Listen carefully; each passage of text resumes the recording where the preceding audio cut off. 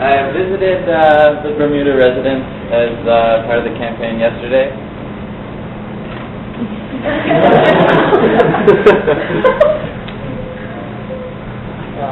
I think I can say this. I also visited Bermuda yesterday.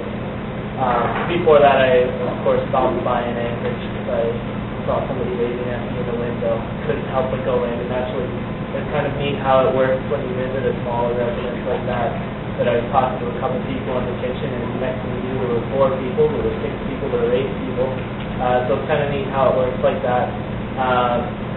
Other than that, I haven't been to the other 2, 3 residences. I know last year I went out of my way when I was campaigning to go to the mall in Anchorage Street, but and I plan on doing the same. There's still a week of campaigning left, and that'll be one of the stops that I'm making in the next few days. I actually opted not to stop by residences. It's been a very hectic time for me because I have both the role this year as Vice President of Campus Life as well as the very time-consuming task of campaigning. I've spent a fair amount of time in our satellite communities. I went to a lovely pancake breakfast for Habitat for Humanity in Anchorage earlier this year, and I also played a big part in helping the satellite communities establish an executive committee.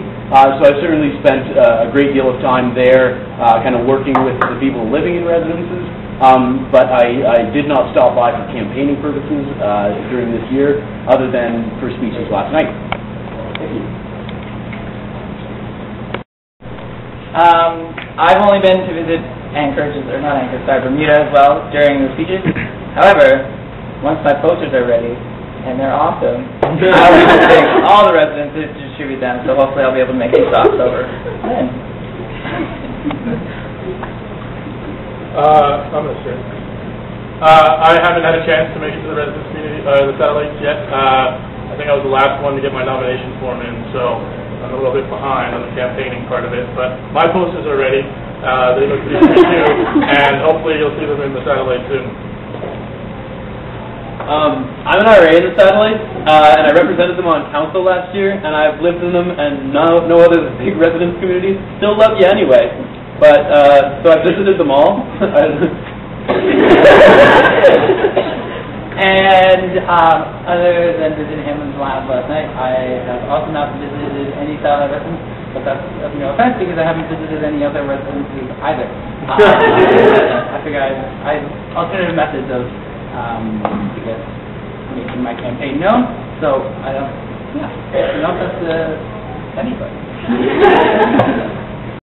And one thing that I forgot to also mention as part of the platform that I've got that I can't go through is because the satellite residences are either, we've got customers that are sustainable and they do a lot of cooking their own food, and they all have beautiful kitchens in them.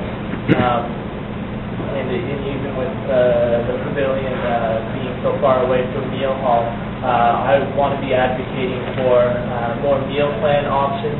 So they eliminated the 140, which used to be an option for those satellite houses when they were in use before the most recent returns using the satellite. So I'd like to see that old meal plan come back so that they've got more options to choose from.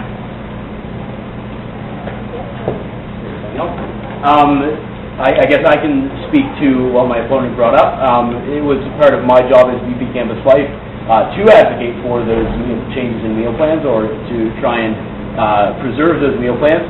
It's something I worked on tirelessly for months and months, as I'm sure many of the senior RAs in satellite houses can attest to.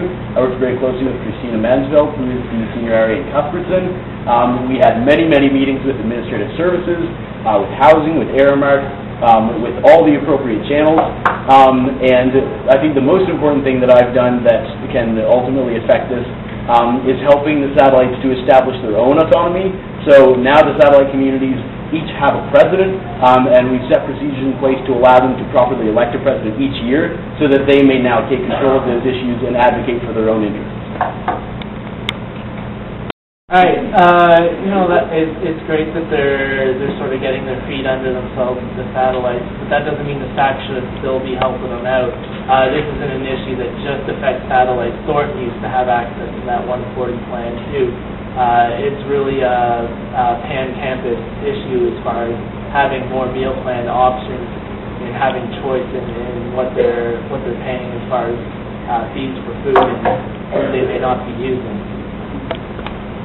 I guess the issue that remains is that because the influx of students, and I guess this is where I have more background than my opponent because of my position this year, but because of the influx of students this year, that means higher fixed costs and higher variable costs in Meal Hall. Ultimately, the 140 and the smaller plans would not be sustainable when it comes to the stability of Jennings.